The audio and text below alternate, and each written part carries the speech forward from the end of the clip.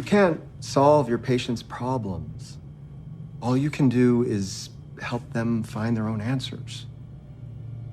I know that. I do. It's all I can think about.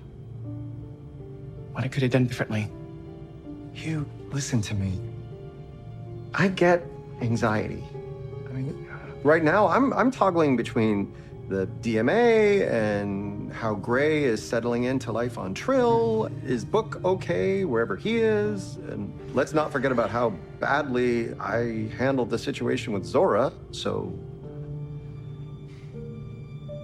it's not the same as yours, but it all comes from the same place. Uncertainty. Which is terrifying. So let's be terrified together. COVID said you need to take some time for yourself, right? The holodeck just got updated with the Venabelia bloom from Salata Major, so how about we take a little stroll through a field full of flowers for a bit? I'd like that.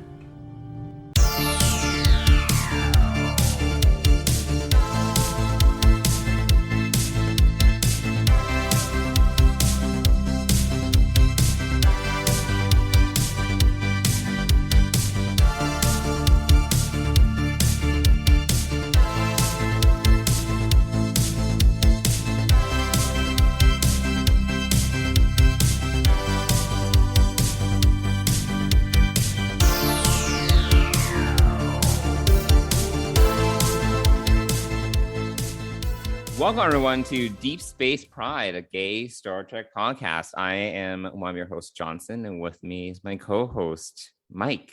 Mike, how are you today on this fine Sunday? I am good. It's been a nice, relaxing, lazy-ish Sunday, so yes. Have you been outside?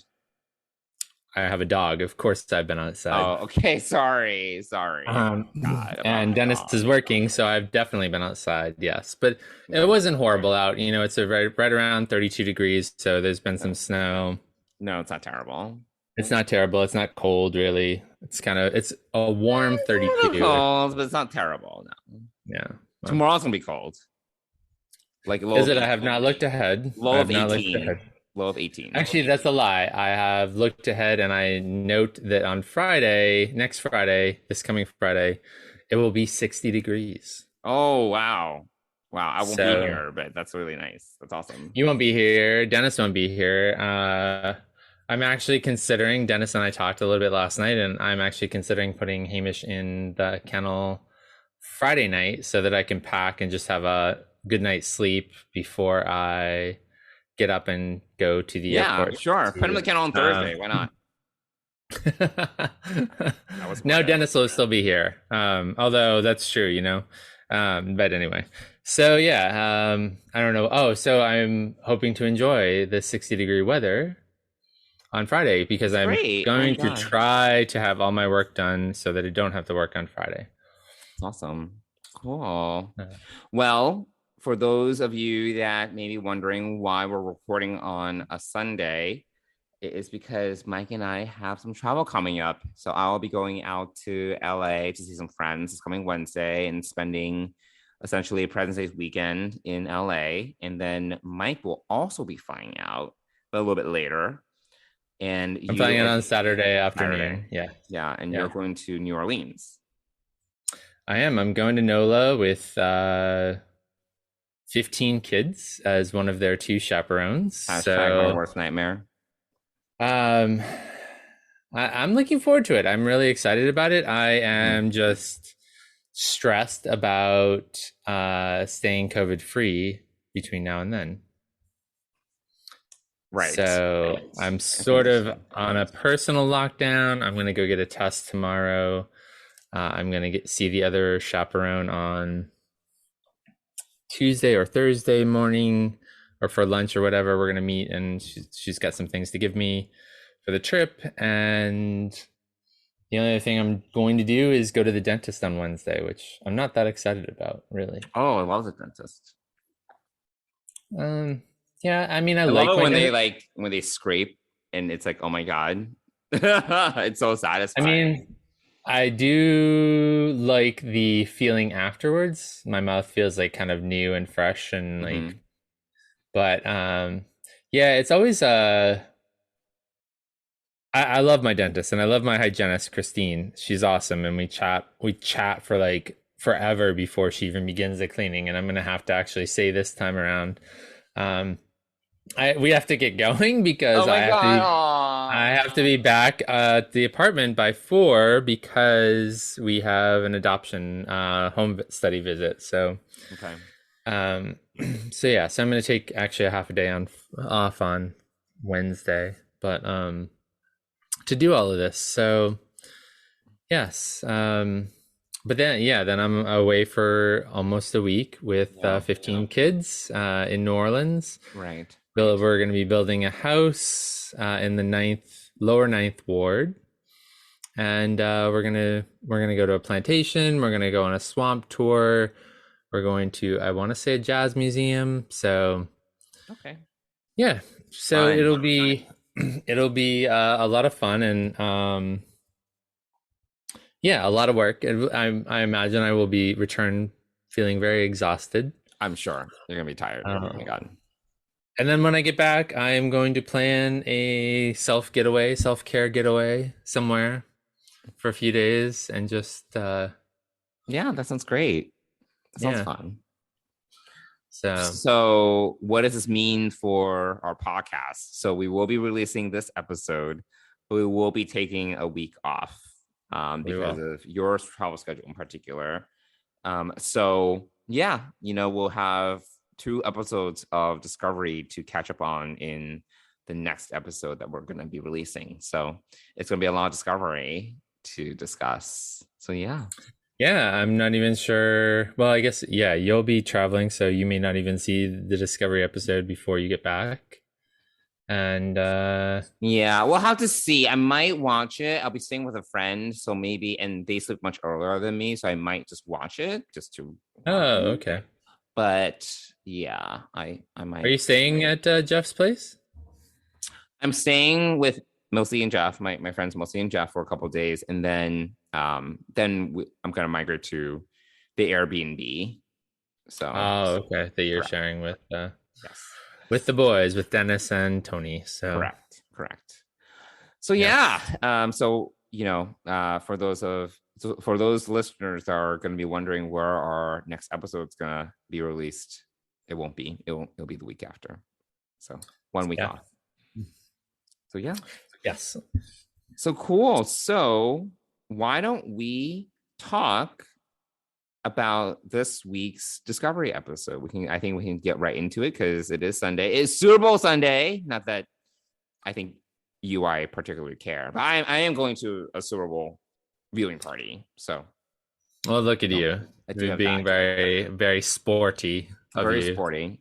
But yes, we can kind of keep this one a little bit as short and sweet as we can, given, we'll see how long we go on for, since we can talk about Discovery for hours on end. But this week, we'll be talking about episode 8 of season 4, All In.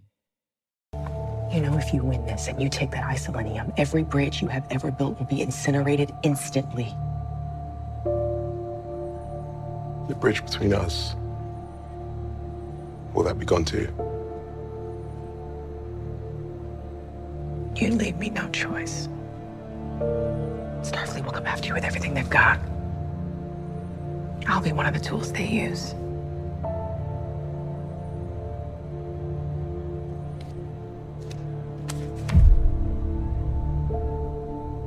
Doesn't have to be like that. We can end this. Let's end this. All right. Let's end it. So, Mike, would love to get some of your high-level thoughts about this episode. And then we can break it down a little bit. I do think that there's not as many... Oh my God, I dropped my mic. I'm here. I don't think there's many... As I was saying, per my thought, I don't think there were as many like B, C, D plots. There is a little bit of that, but I think for the most part, we really stuck with one major story through line, which was Michael and Owo going after Book for the most part, and Tarka.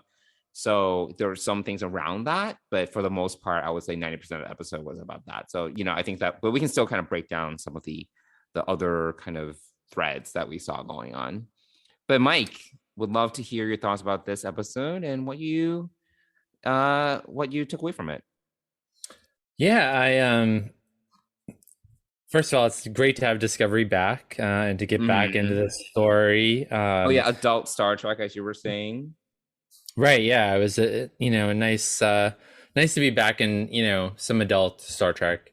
Sure. Not that I didn't love Prodigy, which I did. Like TV-14 Star Trek. Yeah, exactly. So it was great to be back with Discovery. I really enjoyed the drama of this episode, and between what Michael and Book are saying. What's wrong with you today? What's going on? Sorry, I'm like suddenly I've got all this mucus. Well, look at who's having an allergy attack today, potentially. Right, yeah. Or it's COVID. So. Or it's COVID. I hope not. Oh gosh. So I'm really enjoying the drama. The plot is moving forward. We see the stakes are actually really high. Is the plot moving forward? I mean, absolutely. Absolutely. So, I mean, obviously we were left at nothing has progressed. Like they're still. That's not true. That is not true. You're forgetting. Book and Tarka are still on the way to create the weapon. Now they have the thing that they need to create the weapon. That's like it. And now they know where they are. How much narrative has actually progressed? Michael did nothing to convince Book otherwise. They basically are at the same place as they were before, even more so. Like narratively, I don't think they really progressed much at all. I think it was like a side mission. Actually, I disagree completely, because this was so there's that piece of it that you're thinking about, but there's also this star charts that she's getting from Mazzano. Side mission. They were always going to try to make first contact with Species Sensi. Sure, but now they have so much more information about what they're going into. So there's this big black space at the end of the episode. You get to see where they're going and what they're facing, and also you learn that the DMA is actually a dredge for boronite, which is a huge energy producer. So you learn that. So you basically I disagree with you. I do agree that we learn a little bit more about Species Sensi, which I can appreciate, but I actually think there's not much narrative momentum. I think we just got a little bit more about this, great unknown, but I don't think it hasn't pushed the story forward that much. Oh, I disagree. But yes, as we've both said, no, I think we've gotten a lot of great information, and we've had a great story here between the situation between Michael and Book being very very tenuous. And this is actually the most pivotal scene, and I paid attention to it again when I watched it again today, was the poker scene where they're the whole scene, right? They agree to knock out the two Osira wannabes together. They also agree that they're going to work together, and that they just kind of put it on the line. And she says, let's end this. And actually, I think that they're actually talking about two different things there. So they're not, she's talking about let's end this game and like end this. And I think that the way the book answers it is that he's ending their relationship. Yeah. And I agree. So I thought that was really I think Michael, I think Michael, yes, because she knew that Book was going to win. So I do think that, but I don't think Michael, she also knew that their relationship was at a point where they were not going to go back. I think that she was aware of it. Though she also kind of wanted to move on. Yeah, I mean, and she also said later on to the president that she's her first and foremost duty is to protect the Federation and everyone in it. I think Michael's pretty aware that at this point, and I do think that book is, I think, all likelihood, and we'll see where the rest of the season takes us. I do think that there will be some point of redemption for book in all likelihood, based upon how we typically see these things play out. But I do think that, you know, there is a point of no return for their relationship. Yeah, and I also think it kind of sets up for the future, although there may be a redemption point for Book at some point. I don't think it's going to be enough, and I think it's actually going to, this is my prediction, he is either going to sacrifice himself to save her and the ship and the Federation, or however big that moment may be. But also the blowback for Burnham is going to be this loss. You know, this Kobayashi Maru reality syndrome, you know, the reality of the actual Kobayashi Maru, which Kirk faces in Star Trek II, The Wrath of Khan, you know, which Dal faced, although all of that was a holographic place, but he did take the lessons from it. But he was kind of, you know, that last time Dal almost won the Kobayashi Maru, and he actually lost his crew at the last second and was shocked by that. And so I think that that's what we're coming up to with Burnham, is this huge loss. And I think that we're not gonna, you know, I originally predicted that we might lose some bridge crew or someone like that we sort of don't know, but I think that the real impact is going to be she's going to lose Book for good. I mean, that Book is going to die, and she's, so then I think we're going to go into the next season thinking that she took, I'm predicting that she's going to take some time off after this, and Saru is going to be back to being the captain of the Discovery. One season at a time in terms of predictions, but I can see. Well, that's sort of how I see this season wrapping up, is an exact almost mirror of season 3. So, but with the whole, I mean, I can totally see that happening. Yes, I agree that the whole season has been been setting up some sort of emotional comeuppance for Michael. You know, like it's getting to a point where, and you know, even from the very first episode and the conversation between her and President Rillak, like it really has been like, now that she's captain and she has a lot more responsibility, she is like more following orders now. I feel like she's like much more, she's trying to be more mature in her role. I think now is a point where she kind of needs to realize that she can't save everyone. And I think Book is going to be that catalyst. At the same time, I'm actually pretty over Book. I'm kind of done with him as a character. I won't be sad to see him go. He's just gotten kind of like, for me, a little bit annoying, like as a character. I understand that obviously a lot of his character's arc this season has been about his grief, but this thing with Tarka is just very, it's just very like, I feel that like Michael is not doing, like, you know, Michael went to try to convince him to kind of, you know, go back, right? I don't think Michael did a really good job of even trying to convince him that, you know, this is a wrong path for him to take. The most of Michael's argument when she was talking to Book was about how basically he's going to be burning his bridges with the Federation and how this is going to get in trouble. Whereas I would be like, okay, well, can you please think about this for a second? I know that you want to deal with this immediate threat, but can you think about what's going to happen after you blow this up? Because literally this species, tendency or whatever, you know, has so much power that you think they're not going to retaliate and make things 10 times worse. Like, you know, like I feel that there could be other logical arguments for Michael to make. That would have been the first ones. What do you think is going to happen right after? You think they're not going to do anything? They're going to come back to us like it's going to be even worse. So let's think about this logically. Let's try to make first contact with them. Let's have this weapon. Why not? Just in case. Why not like work in parallel paths, right? This is me as a project manager, like, you know, project manager Cap that have at work. It's like, all right, let's do both. Let's try to contact them and let's build this weapon. We have this weapon as a backup. If first contact goes wrong, and they're not even willing to talk to us, we have this as a solution. You know, why does it need to be one or the other? I don't even understand why it needs to be one or the other. I actually think it's very myopic, and I feel they're just doing this for the drama versus like, hey, Tarka, this is actually not a bad idea. You know, it's awesome. Obviously, it's dangerous, but let's take high risks. But let's try talking to them first. No, I think that would be actually very reasonable. but no, we need the drama. So it's actually kind of annoying. Well, I think we also have the ego of both of these. We have the ego of Tarka, who, again, I'm never going to like this character. He's a bully and he's an asshole. And he's even an asshole to Joanna in this episode, which is, she should kick his ass, even though she sort of understands partially why he's doing this, but she tries to figure out why he's really doing this. Mm-hmm. And the only person he's told is Book, right? I think.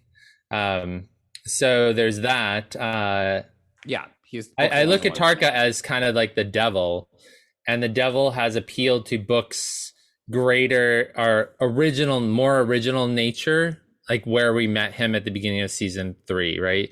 Where he was kind of operating, he was stealing from other traders, trying to do the right thing, but stealing from them.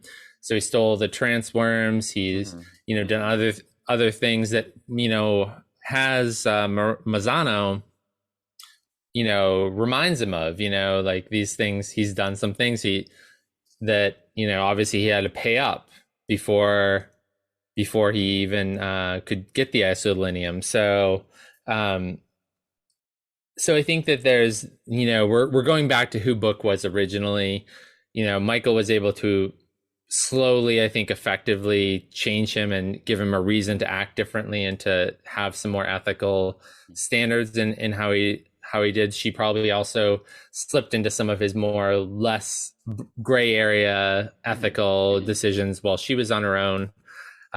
But overall, I think that what's happened here is that Tarka, the devil, has essentially just corrupted him and his evil, his side. Okay. And preyed upon his anger, though, and to prey upon his grief. Like Tarka is definitely using Book. There's no question about this. And he knows all the things because he's a super intelligent egomaniac.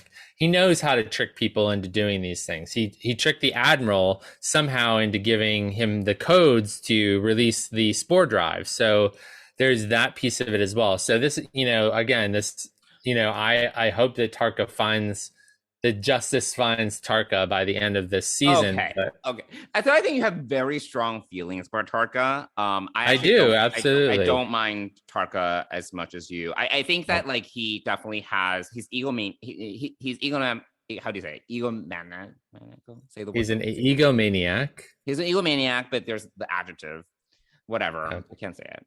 But yeah, he's definitely an egomaniac, but I don't think Book is by any means innocent here, because even before he met Tarka, we were seeing these, him reacting very emotionally to the loss of Kwejian, and he was already kind of doing extremes. Like he was like already kind of working outside the boundaries of whatever previous behavior he had established. So, I think Tarka is definitely a catalyst, but I would not say Tarka is by any means the devil. It just so happens that Tarka and Book's their priorities are now aligned, and I think Book actually is totally cool with like going along with Tarka's plan, because it allows him to achieve his goals, which is to prevent another tragedy like Kwejian. So I actually don't think Tarka is, pushing Book to such an extreme, because we've already gotten seeds of Book's behavior changing since episode 1. So I would disagree with you. My main argument, though, is that I don't think either the Federation president or Michael are really doing a good job of trying to convince Book to go on a different path, Book or Tarka to go on a different path, or really trying to, they basically just shut them down. Versus like, I really think that there's a way for us to all work together.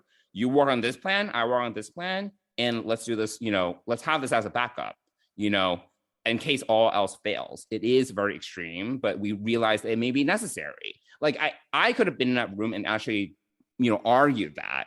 And that is a very simple argument that we're not getting, because we need this drama between Michael and Book, ultimately leading to potentially the death of Book. I just think there are at least I love how much we disagree about Discovery versus something like Prodigy, where we love everything and are always on the same page, because I just see these logic faults that won't make any sense and just makes me so mad, because I'm just I don't get it. Michael was there to try to change Book's mind, but she does a terrible job of trying to change Book's mind. Telling Book that he's going to be in bad, on the Federation's bad list is not going to change Brooke's mind. You know, that's just such a bad argument. So that was very frustrating to me. I think one of the things, just one of the pieces that you're missing is the need for immediate action that Tarka and Book feel. So, and probably all those people who voted with their side, is this idea that attack first, attack now, attack quickly. And I think that that's the thing there, that's the side, and the other side is to try to make first contact with them. But I don't think either the first contact piece of it is going to take that long. It's like, let's start talking to them now. I don't think there was like a lack of immediacy. I don't think there's a lack of immediacy in that. And the problem is they don't. But I'm saying that Tarka and Book and those other people who are supporting them feel like attacking immediately, almost quickly, as quickly as possible to prevent anything else from happening, because they have no idea when the next DMA will show up. That's sort of the threat. So it's sort of this ongoing threat that's there, and they need to take action right away to stop it. So there's no patience in waiting for first contact to be attempted. There is like act fast, act hard, act now. And I think that's just a piece of it. The problem though here is that I don't really feel in that episode where they were deliberating the two options, there really was any sort of good job of trying to find a way for both plans to work in conjunction. Like that wasn't even put on the table at any point. Like they were like, vote for this or for that, you know? So I feel that even if there was a broaching of like, let's work together, we'll help you build this weapon, you know, because obviously Tarka needed the resources and time to build the weapon. It wasn't gonna happen like in 24 hours, you know? We'll actually be like, let's help you build this weapon, and you help us contact. Why don't we do that? You know, Tarka can also help us to figure out a way to contact this 10C, and we'll help you build this weapon. Like there's ways to compromise that, you know, we can all work together and do things even faster. But that wasn't even on the table. So, you know, like I just think logically there's just like issues that really just make me like question the whole season. Like, you know, like this path we're on right now. Which I find very frustrating. Okay, I mean, I understand that. I can see what you're talking about. I mean, yeah. I mean, I don't. You know, I might attribute that to the writers not feeling like. No, the writers need drama. That's what they need. You know, sure. They need drama. Of course. Well, it's a dramatic show. It's a dramatic show. I mean, that's the whole point of the show. And it's not based on logic. You know, and it's not based on reason. So this is why one thing is, again, I can't stand Discovery sometimes. I just can't stand it. It just like it's so frustrating. Let me ask you a side question, just out of curiosity. Do you think that the world we live in operates in this logical realm that you're talking about? You know, I'm not part of those deliberations. I do think that when I operate at work, which I am an active participant in, and I work with, I feel, a lot of reasonable people, I do think we explore options together. And by the way, that deliberation in that episode, it was like 10 minutes. Like, you know, this would be in the real world, it would be hours, if not days. You know what I mean? Like, let's be real. Like making a decision like that, especially when you're having these many delegates from like all these different planets come in, let's be real. It's not like a 10, 15 minute scene. It is days. So the only experience that I can speak to is how we think about things at work, which I think is deliberate. We try to look at all the different routes, and we try to come to. I'm not talking about work, though. I want you to think about the world that we live in. The world. I'm not part of those deliberations. Like, you know, like I can't. No, but if you know, the way that I look at the deliberations that happened in Discovery is the way that I would look at like the war room in the White House, for instance, which I'm sure is super hyperactive right now, given the state of, you know, Russia and Ukraine and that whole situation, let alone whatever other hotspots there are in the world that you know we don't know about. So I think that, you know, this deliberation that you're seeing in the Federation Council isn't really the UN. It's more like something in the White House happening. Where you have all these military leaders who are this group, you know, half the table is probably saying, right, we've got to act now. And the other half is probably saying, but we have to go through diplomatic channels. Why don't we try diplomacy? But oftentimes oftentimes they are working on parallel paths. it's not, it doesn't need to be one or the other. Let's do the diplomatic channel, but let's also build the super weapon. That actually makes sense. Right, but if there were an imminent threat, I think that's the other piece that you're not. I don't see why, if there's an imminent threat, why you can't do both. I have no idea. Like in this case, I don't know. Okay. All right. Well, I can see why. There's not a lack of resources. They're just going to send Discovery to contact Species 10C. Let's be real. And they could have helped Tarka to obtain the isolinium. Why would they not be able to do both? There's no reason. Okay. So I mean, we obviously, as Discovery often does, it brings out two different sides to our conversation. It's just that you're not offering me anything that writers have offered me on screen that wouldn't be like a reason why we can't do both. No, but you're not looking outside of your box and thinking how the world actually works either. So I mean, I can't tell you everything because I don't work in the White House, but I can imagine how things go. We see how they deliberate on screen, and we understand the circumstances that they're operating within, don't we? Like, I'd have for the White House, or in the real White House, and trying to compare things to the White House. But here, we know the resources they have at hand. We know the options they have on hand. We know the personnel that are in play. So, given all those things, but you're forgetting about the immediate threat. That would be like saying that there's going to be a bomb in Times Square, that could happen at any moment. And what are we going to do? Like, is something, are we going to take action on it or not? Are we going to try to find the group neither one of those routes lack immediacy? That's what I'm saying. That's not true. So, but in Discovery, there is the DMA has just shown up in random places at random times. So I'm saying, look, Tarka, let's build your weapon, and let's contact Species 10C in the next 2 days. Like, if I was there, I'd be like, all right. They didn't have that information. They literally didn't have that information until right now. Right, so which is probably 2 days after. It's been days and days since. All right, let's move on. Let's move on.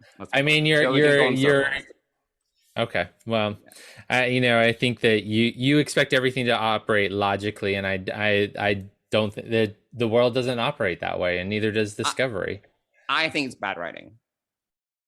Okay, I don't think this was actually written by Sean Cochran, who's written a number of episodes, all of which I think have been fairly good.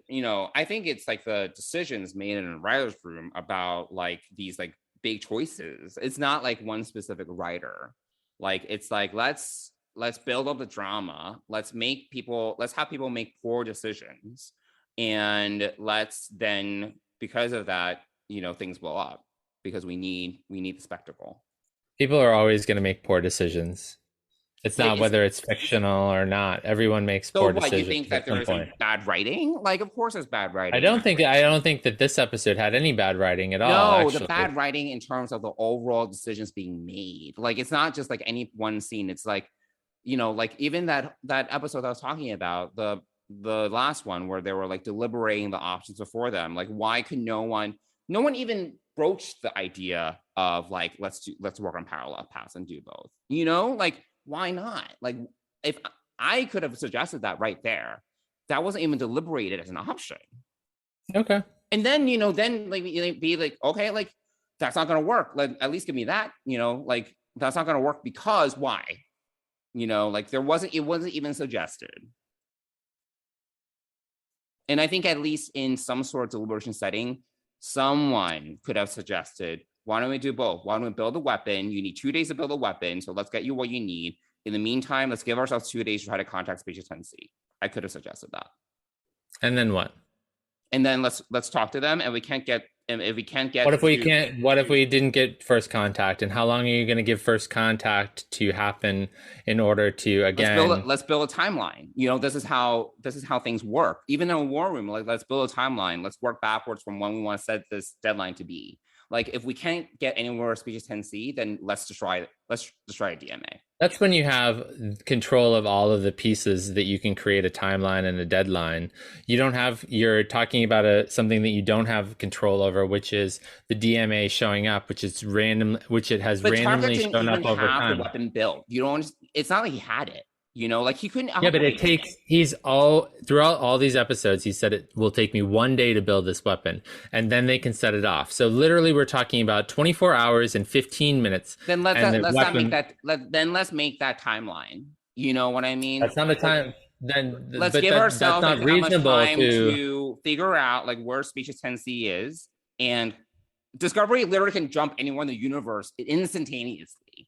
You know, so that's what I mean. Like, once they kind of find out where species tendency is, they can go there immediately. So there really isn't like, oh, like we need travel there. It's going to take 5 years. It's not like they're going there to talk to a neighbor that they know or whatnot. They're actually going there to talk to someone a species they've never met or have no idea, like the language. My issue is it wasn't even broached as an option. You know, like there wasn't even some sort of compromise that was discussed. Like, you know, like it was just like either it's this plan or this plan. That is it. Okay. All right. Well, I think we should move on because you're going in circles now as well.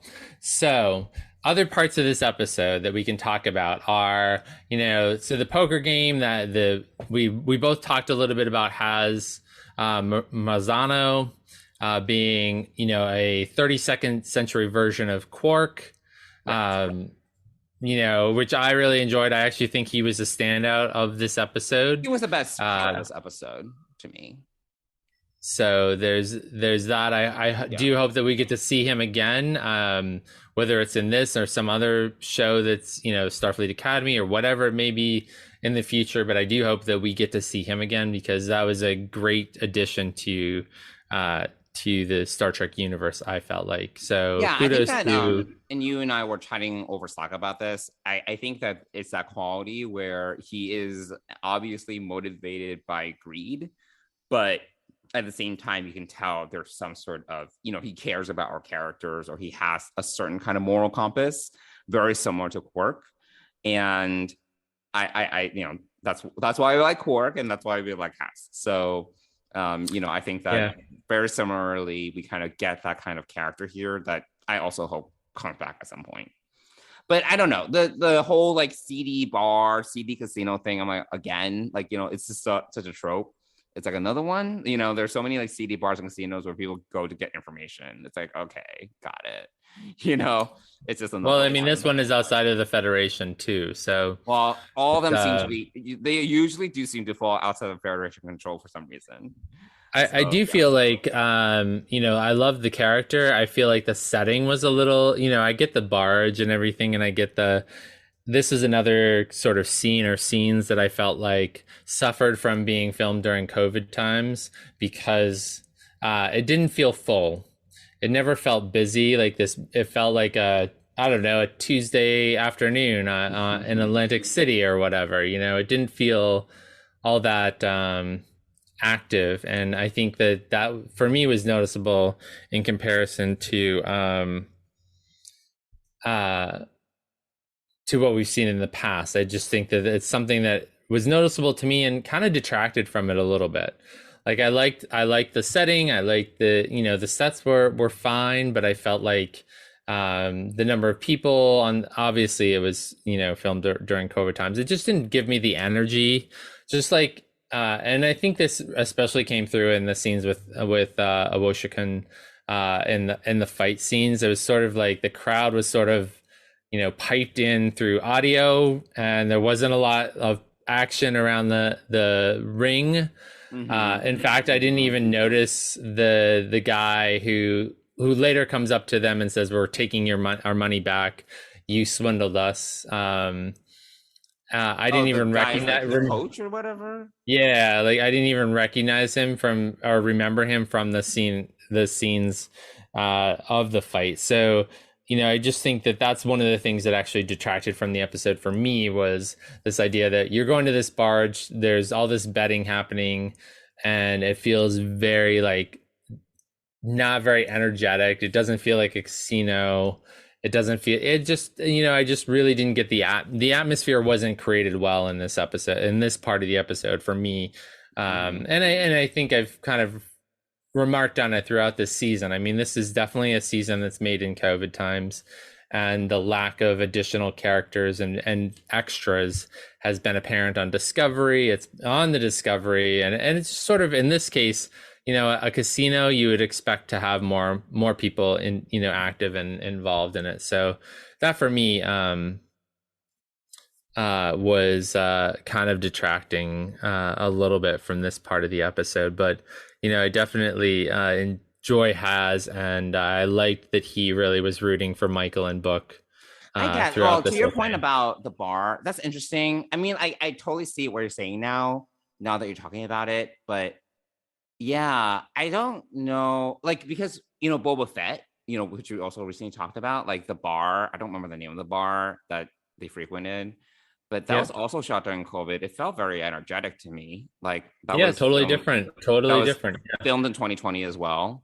But yeah, I mean, I don't know if they did a better job with COVID, like, or they were more. I have no idea. I don't know how it all works, but yeah, I don't know. The energy was very, if I were to compare that, that bar, that CD bar with this CD bar, very different. Like, like I think that exactly making it feel more lively somehow, even though it was during, pre-vaccine pandemic. Yeah, I mean, I think it also highlights the differences between Lucasfilm and Paramount as to the way that they go about production. But anyway, but yeah, so it's just for me, that's one of the detractors of the episode. It's one of the detractors actually for this whole season. Is and understandably, it's nothing they can do about it. It's just for me, I'm missing the energy that additional people and crowd, they don't have to add a ton of crowds, but I think that Discovery was so protective of of COVID protocols and everything that it was just really it's really evident in the way that this is filmed. And so there's that. And then the other scene, so we get a couple of scenes in engineering where Paul explains what's going on in different phases of this and what they're doing to kind of research the species 10C. But then we also get a nice scene with Paul and Hugh, which for me, again, was just one of those moments that I really enjoy. And I wish we had more of. Very domestic moment. That was, I like that. Yeah. Except but also, I was talking to you about the spray bottle that Paul was using. That was the only thing I focused on, because he was, I mean, I need to rewatch the scene because the way that I saw it, it looked like basically a non-branded Windex spray bottle. I was like, what is that? And I was like, that was the only thing that I can focus on for the whole scene. And I got the gist of what they were talking about, but I was so focused on the water, on the spray bottle. Obviously, that you did not notice that upon first viewing. I did not notice the water bottle. Even on second viewing, what I saw was not distracting or exactly what I thought you saw, but maybe I was looking at something else. But anyway, yeah. No, I thought that it's nice to have these scenes, these real life in the sense of Discovery's crew moments where, we go back to the main characters checking in on their personal life. And even at the beginning of one of the briefings, I thought this was really good, and also kind of connecting as well, is that Paul and Saru, I think those are the only two in this scene, but both of them checked in with Michael and said, how are you doing? Essentially, we're with you. We're sorry that this is happening with Book, and there was that appreciation. So I thought that was really some nice touches. Those are the things that I really love about Discovery, is when they do these nice little scenes and these nice little touches. That's one thing we can agree on. It's like these more intimate scenes that actually, that bring out character development and bring the characters closer together. I do enjoy quite a bit. And I think in this case, the spray bottle was distracting. Sure.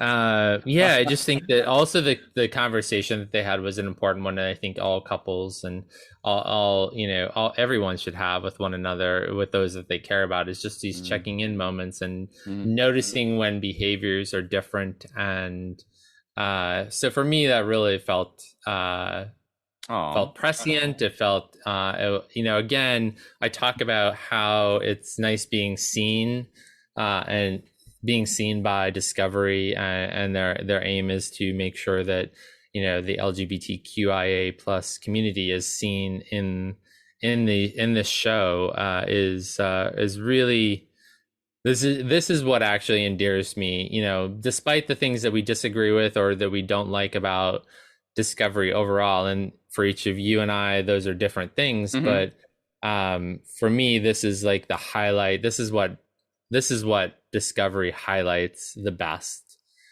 are these intimate moments, these seemingly normal moments Mhm. of everyday life and connection between people who care about one another, who are in a relationship with one another, you know, like Mhm. worrying about my mind is blanking on Ian Alexander's character right now, but you know, Paul mentions like how he's got a lot going on at work as well with figuring out the DMA and species 10C, and he's also thinking about I want to say Dow, but that's not right. Wait, Ian Tao. Alexander Gray? Yeah, Gray. Thank you, Gray. I could not put Gray. He's worrying about who's not Gray. even on the show anymore. He's like off on Trill. Yeah, no, but you know, Adira's also MIA. Adira is there potentially still with Gray, helping them settle in to Trill, so that, you know, they left at the end of the mid-season finale, and to do that. So it was just nice to bring that back around and mention that, like, I've got a lot going on at work, you know, and I'm also worried about Gray and Adira on Trill, and are they settling in okay? And then also, you know, I'm worried about you because clearly there's something wrong going on with you, Hugh. And, you know, let's talk about what's going on with you. So, but also some shared talk about anxiety and how people deal with it and about taking care of them. You know, Hugh's character is a great example of how those people who are caregivers in this world are really, you know, putting a lot on themselves, and how even more intensely that has been happening during COVID times. So for you know, for everyone, but caregivers especially. So again, these scenes really mean a lot to me as a fan and as a gay man. These scenes really hit home for me, and so these are the things that I really love about Discovery. So Sure. So there's that, and then I think the episode sort of wraps up with. So can you talk about the poker scene a little bit? Oh, sure. Which I thought was interesting. So yeah, I don't know, and I would like to know like what you thought about this whole scene. I don't find these kind of scenes particularly riveting, and it also bothers me when we're on basically the edge of the galaxy and they're playing like some version of Texas Hold'em. Like, I'm just like, what? Like, why can't it just be? Why does it need to be like poker? And it's like I think it's a slight variation of Texas Hold'em, but I was like, well, these look like suits. And they have like, you know, very regular like hands, like straight flush. I'm like, oh my god, like, can we not get more original? You know, like things like that really bug me sometimes about Star Trek, where it's like, yeah, it's like we're like 10,000 light years or something from where we were before, and they have poker. It's like, all right, whatever. But then like the Michael, and I know you touched on it earlier, like Michael and Book kind of working together in that scene. I was just like, all right, like, can no one kind of maybe tell that they're like cheating? Like, it was just like, to me, it was just like overly obvious. They were like, you know, tapping the table, they were like tapping their faces. I was like, okay, is no one gonna call on anything here? Like, it was just kind of like not very subtle to me. I don't know. It was just like, it was like fine. I mean, like, I don't usually find these like, yeah, these kind of like, let's bet it all, like, kind of scenes very riveting. But I don't know what you thought about it. It was fine. Yeah, I think just the setup was that they're both vying for the isolinium, right? So that they wouldn't be working together was probably the general feeling at the table. They're both literally playing against each other, you know, because they both want to win the isolinium. So I think that's sort of the trope that you have to, or the part that you have to sort of buy into. I don't mind the poker piece of it. I think it just, you know, it's easier to understand who wins and why when you do something that's recognizable to the audience versus creating something new and Right. and Oh yeah, different. sure. I get it. It's just like sometimes Yeah. it takes me out of it because I'm like, all right, like it's just like it's poker. No, I was more paying attention to their signals to one another, which was interesting. Yeah, I mean, how could you miss that? But again, if you think that one, you're outside of Federation territory, so the Starfleet captain is not going to be getting any, working with anybody. No one's going to be seen working with her, and so it's sort of that sort of perspective. I think no one's going to help her out because she's Starfleet, and this isn't the Federation area, so we're I think that there's that piece of it. So, but yeah, it was, Yeah, I it's thought just like that when I don't know if you ever played like Texas Hold'em or poker. yeah, Like, sure. Yeah. it's just like you don't, there's not that much when you're kind of focusing on your hand, you're kind of just thinking. You don't like, do all these like grandiose gestures and talking. Yeah, of course. It's just like very like I would be like, Sure. shut up and just play your hand. Like even stuff like that. It was just like a little bit like, it just wasn't subtle. It was very suspect. It was dramatizing like the World Poker Championship things, which all you're doing is watching people sit there and think about their bets. Yeah, they don't talk. Just like, they don't talk. Yeah, I mean, this is yeah, and also you get to see what everybody has, so you sort of get to see like who's bluffing and who's winning, or who could potentially win, and how that all plays out. So it's a much quieter presentation, in that sense. So you sort of have to dramatize it in order for it to be able to be seen on TV. One other thing that I was distracted by, both about the bar and also the poker scene, I don't know if this registered with you at all, is how many just humans there were. Like even like the two like Emerald Chain leader wannabes were, I mean, they were, unless I missed something, they just looked human versus like looking like they're Orions or Andorians or whatever. I was just like, why are there so many humans like, at this like frontier, like casino, it was like very odd. That was a little bit odd to me.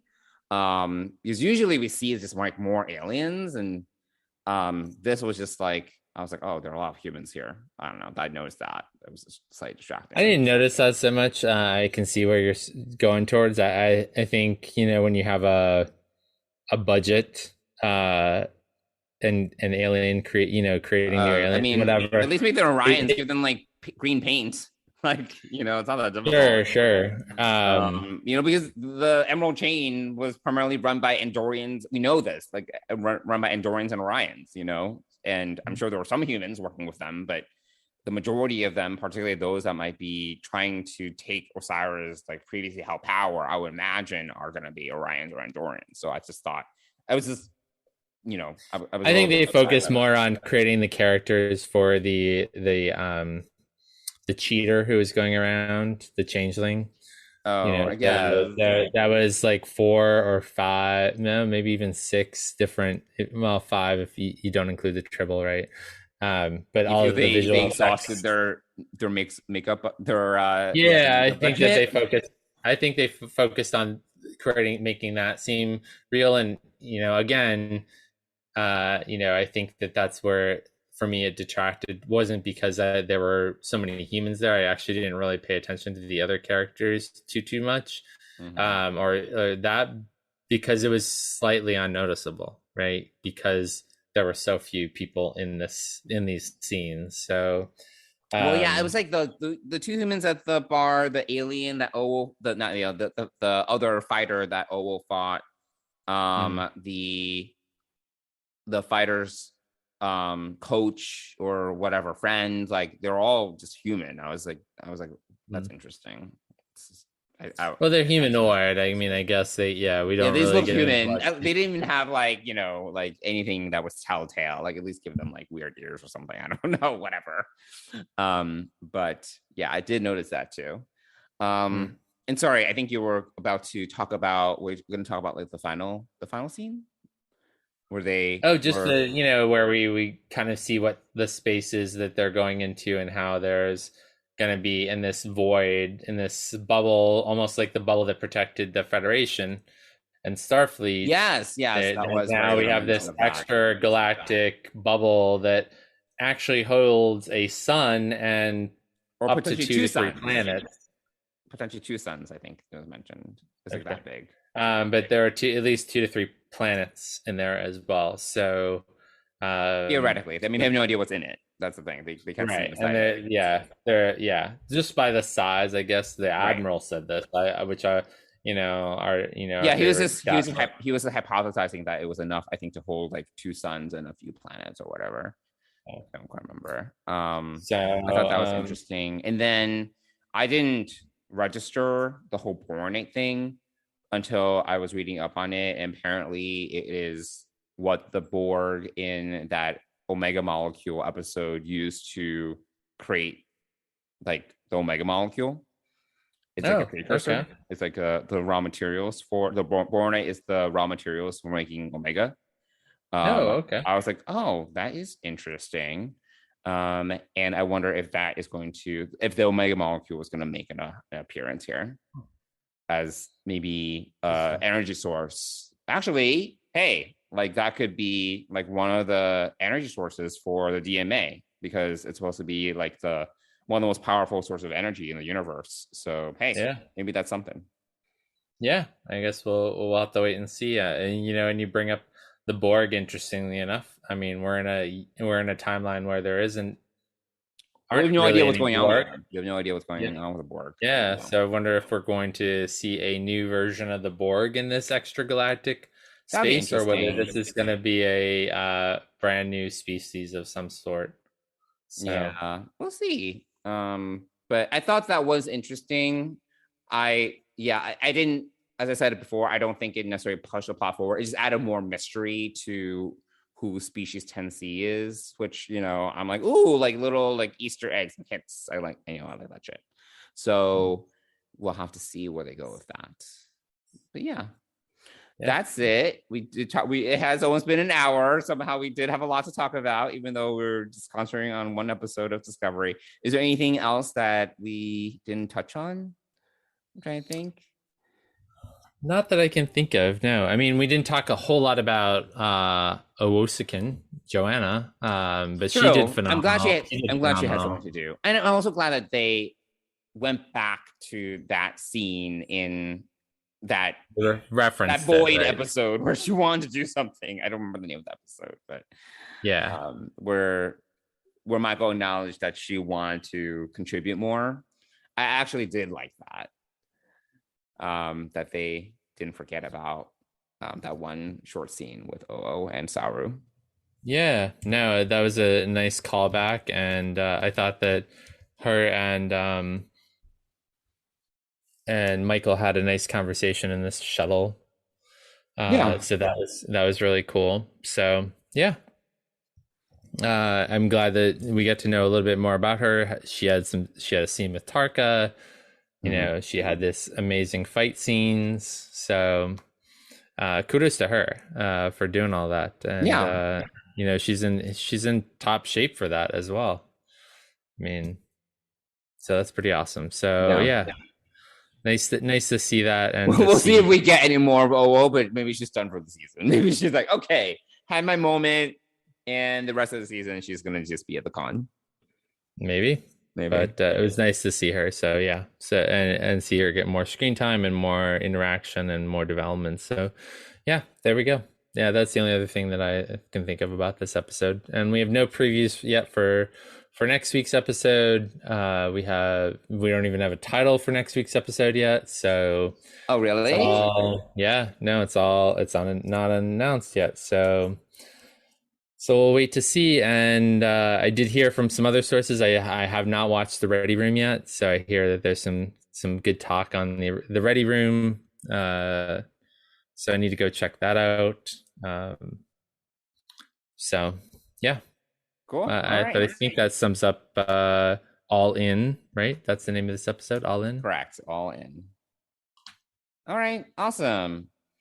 So Mike, do you want to talk a little bit about our sponsor? Absolutely. So Fansets is the exclusive sponsor of the Trek Geeks Podcast Network, or the presenting sponsor, I should say, of the Trek Geeks Podcast Network, and also Deep Space Pride. And what's really exciting is over the last 24 hours or so, and again, we're recording over the weekend, so which is a little different than what we normally do, but they just previewed their 3 Mission Chicago pins, which look amazing. And so you get a really basic Star Trek Mission Chicago pin. You've got one a little bit bigger with the skyline of Chicago. And you've got a third one that's essentially the Enterprise, the outline of the Enterprise D, it looks like, with the logo of Chicago Mission, Star Trek Mission Chicago, and the skyline all in one pin. So really cool. You can head over to Fansets Instagram to see those pins. Those are going to be available at Mission Chicago, and then any pins left over will be available on their website after that date. So that's really exciting. But Fansets has a ton of other pins on their website. I don't have the February 15th releases in front of me, but you can head on over there. By the time this airs, by this time this is out there, you can go and check out the new releases at fansets.com. Put a bunch of pins in your cart. They have accessories and gift cards as well. Put more than $30 in your cart, and you're going to get free shipping in the US. And if you use the code DSPRIDE, all one word, you will get 10% off your order. And we want to thank Fansets for being great people and our sponsor for the Trek Geeks Podcast Network and Deep Space Pride. Thanks, Fansets. Speaking of Chicago, are we going? Yeah. We haven't talked about it. We haven't talked about it. We haven't planned. We have not planned anything. So. Well, we have a trip coming up in front of us that has been more of the focus. So, True. I think once we get back from those trips and I get some self-care time, or probably before that, but we'll make plans for that. So, but that's coming right up. That's only it's not that far away at all. It's not like 2 months. It's about 6 weeks away, actually. 7 weeks away. Yeah. When is it? April what? April 8th, 9th, and 10th, I want to say. So, is it? It is. Oh dear. Yes. So yes, we need to go and make plans for that, and we will do that. But in the meantime, if you have thoughts, goodness, yes, that is exactly what I just said. Okay. All right. So Johnson, why don't you tell our listeners how they can get in touch with us? Yeah, so we would love to hear from you. We would love to hear your thoughts on our lively debates and everything else that we discussed today. And if you want to reach us, you can reach us on social, on Twitter and Instagram at Deep Space Pride. And you can also email us at deepspacepride@gmail.com. And we'll be sure to do our best to respond to you in a timely fashion. As long as we're not traveling or away. Correct. Cool. Great. All right. Well, thanks, Mike. Thanks, listeners. And yeah, that wraps up another episode of Deep Space Pride. We'll talk to you all soon. All right. Have a great week, everyone. Live long and prosper. Oh my God. Speaking's hard today. It is. All right. And there's a dog. Bye. All right. Bye.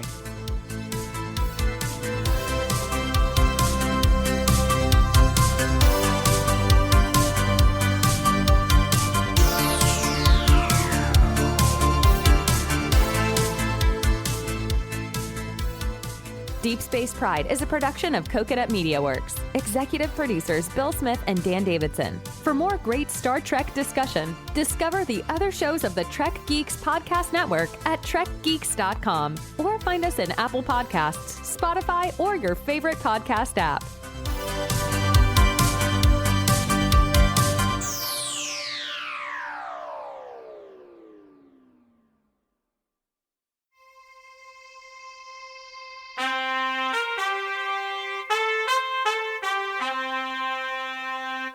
looking at